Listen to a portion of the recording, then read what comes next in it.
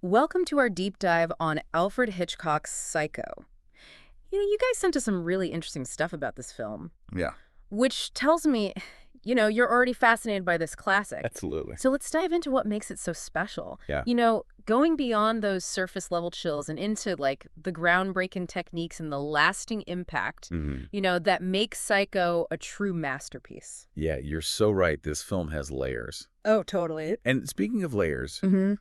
we can't talk about Psycho without addressing the elephant, or rather, the shower in the room, can we? Oh, absolutely not. That iconic shower scene, Right. while terrifying, is just one piece of a much larger puzzle. Totally. It's become like this pop culture phenomenon. Right. But what makes it tick? Why does that scene, even decades later, still have such a grip on us? I think it's the way that Hitchcock just masterfully uses the tools of filmmaking to tap into our primal fears. Okay. Think about it. You don't actually see graphic violence. Instead, he uses these quick cuts, almost mimicking the slashing of a knife, to create this like visceral, chaotic experience. Right. And then you add Bernard Herrmann's score with those screeching violins Oh, yeah. that just burrow into your brain. Oh, it's true that music is like nails on a chalkboard for your soul. Yeah. But even without the music and the editing wizardry, the scene is unsettling. It is. A seemingly innocent woman, alone and vulnerable, it plays on these like deep-seated anxieties we all have. Exactly. Hitchcock shattered this sense of safety that audiences expected, Right. especially in 1960. Yeah. But, that's just one example of how Psycho broke the mold. Okay. Think about how he subverts expectations by killing off the protagonist early on. Oh, wow. It's daring, Yeah. and it immediately throws the viewer off balance. And then there's Norman Bates himself, played so brilliantly by Anthony Perkins, Yes. this unassuming, almost awkward motel owner Right. who turns out to be, well, let's just say appearances can be deceiving. Yeah, Norman is fascinating because he became the prototype for the psychotic killer in horror. Right. But what's really interesting is that Hitchcock was exploring these ideas of mental illness, Okay. particularly split personality, Uh-huh. in a way that was ahead of its time. Now, this is where it gets really juicy for me. Okay. That whole mother situation is just so disturbing. Yeah. And the film hints at some really twisted psychological motivations behind his actions. You mentioned split personality, but what was Hitchcock getting at specifically? Well, remember, this is the late 50s, early 60s. Right. When Freudian psychoanalysis was having a moment. Okay. Concepts like the Oedipal complex, where a son develops these possessive feelings for his mother. Okay. That would have been on people's minds. So you're saying Hitchcock was tapping into those ideas, weaving them into Norman's character? Absolutely. And it adds, right. And that's what makes him so terrifying. Right.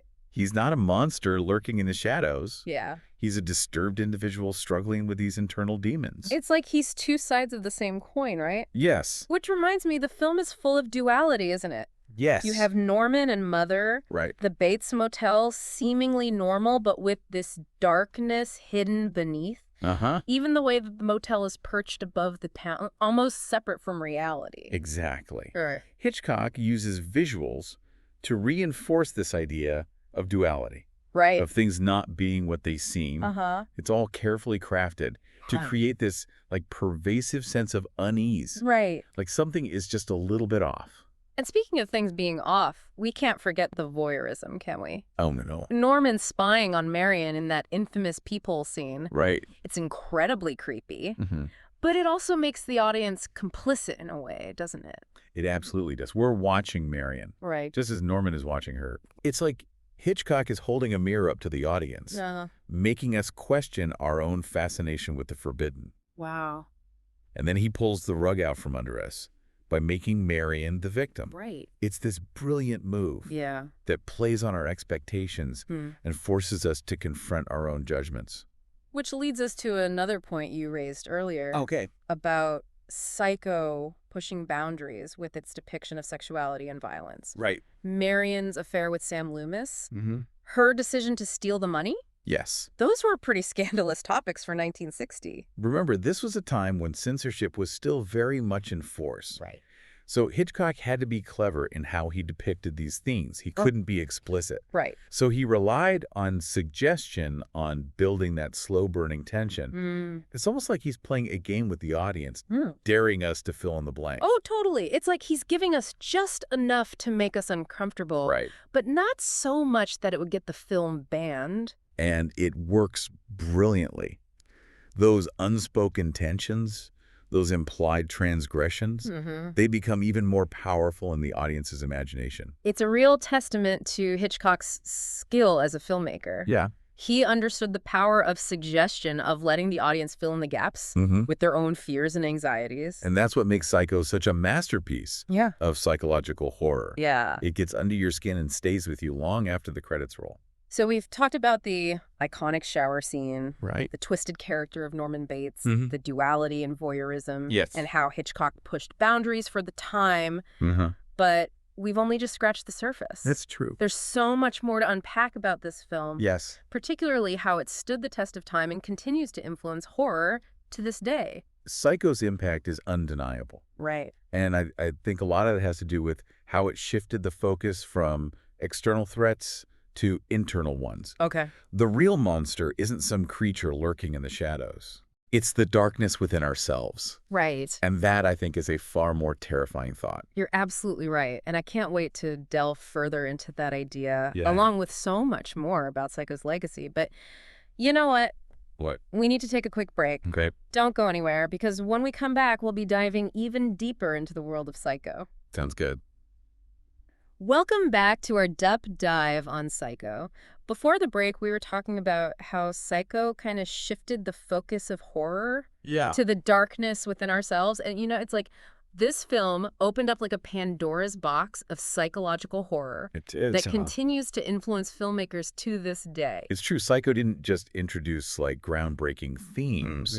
It pioneered these techniques that became staples of the genre. Right. That rapid fire, editing, the use of sound to build suspense, those voyeuristic camera angles. All of these elements became like part of the horror filmmaker's toolkit.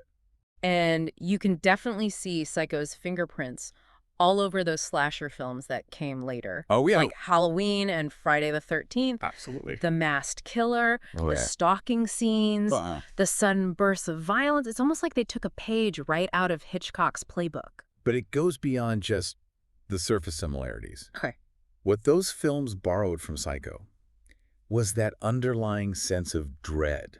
Right. That idea that danger can lurk anywhere, even in like the most seemingly ordinary places. And that the killer isn't some supernatural boogeyman. Right. But a human being. Yeah. Someone who could blend in with the crowd. That's what makes it so much more terrifying, right? Absolutely. Because it feels real. Like it could happen to anyone. Precisely. Psycho showed us that the most frightening monsters are often the ones we create ourselves. Oh, wow. And that's a theme that continues to resonate in like modern psychological thrillers. Oh, okay. Think about films like The Silence of the Lambs, Seven, even The Babadook. Right. They all explore the complexities of human motivation and the darkness that can lurk beneath the surface of normalcy.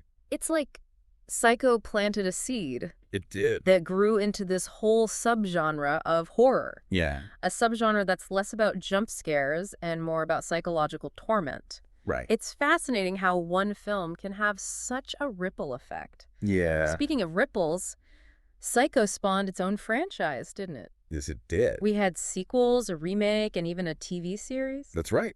The sequels varied in quality. Yeah. But they all tried to grapple with Norman Bates's character. Okay. And his twisted relationship with Mother. Right. It's like they were trying to make sense of the senseless to understand the psychology of this deeply disturbed individual. The remake, directed by Des Van Sant in 1983, was a shot-for-shot recreation of the original, which I thought was such a bold move. It was an interesting experiment to Yeah, see yeah. how those scenes would play out with a different cast and updated technology. Yeah. But it also highlighted how powerful Hitchcock's original vision was. Right.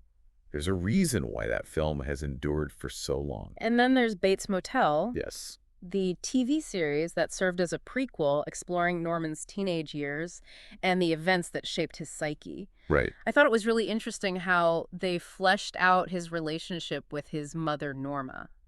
It gave the audience a new perspective on how he became the Norman Bates we see in Psycho. It's almost like each of these adaptations found a different angle to explore the Psycho mythos. Yeah. And I think that speaks to how rich and complex those characters and themes are, how they continue to capture our imaginations. It seems like no matter how many times we revisit Psycho, there's always something new to discover. Absolutely. And that's the mark of a truly great work of art. Right. It continues to speak to us, to challenge us, and to provoke us long after its initial release. And it's not just about Psycho itself. Absolutely. I think this enduring fascination with the film says something about us, about our own curiosity, about the dark side of human nature. Yeah. We're drawn to these stories even if they make us uncomfortable. Right. Because they offer us a glimpse into the abyss, a chance to confront our own fears and anxieties. That's a great point. It's like we have this morbid curiosity about the things that frighten us. Right. But I think there's also like a cathartic element to it.